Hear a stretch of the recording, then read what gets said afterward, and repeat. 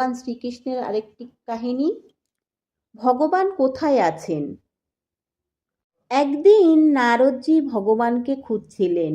তিনি তো থাকেন বৈকুণ্ঠে, কিন্তু বৈকুণ্ঠে গিয়ে দেখলেন ভগবান বৈকুণ্ঠে নেই, মা লক্ষ্মী আছেন।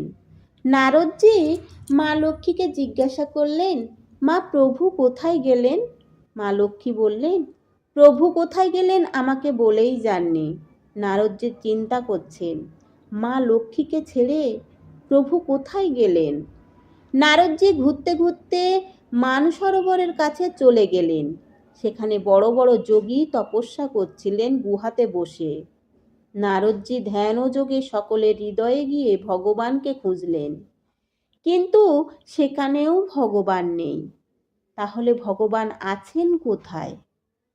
খুঁজতে খুঁজতে ঘুরতে লাগলেন। ঘুরতে ঘুরতে পৃথিবীতে একটা ছোট্ট গ্রামে এসে পৌঁছালেন।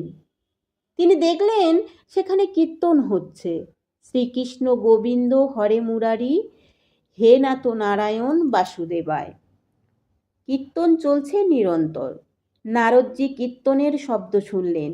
নারদজি ভাবছেন, ভগবান বৈকুণ্ঠে নেই, যোগীদের হৃদয়ে নেই, তিনি কি এখানে আছেন?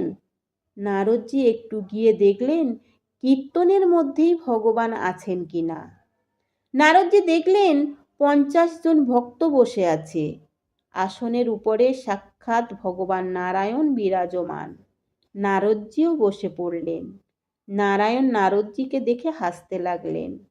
নারদজি হাসছেন না, ভক্তরা কীর্তন করে চলে গেলেন।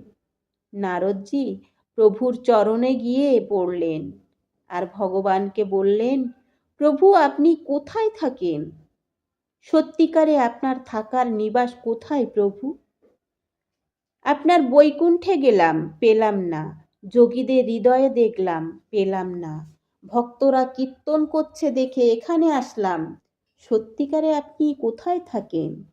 প্রভু বললেন, নারদজি তুমি তো জানো আমি ভক্ত ছাড়া থাকতে পারি না। যেখানে আমার ভক্তরা নিরন্তর কীর্তন করে আমি সেখানেই থাকি। না আমি বৈকুণ্ঠে থাকি, না আমি যোগীদের হৃদয়ে থাকি।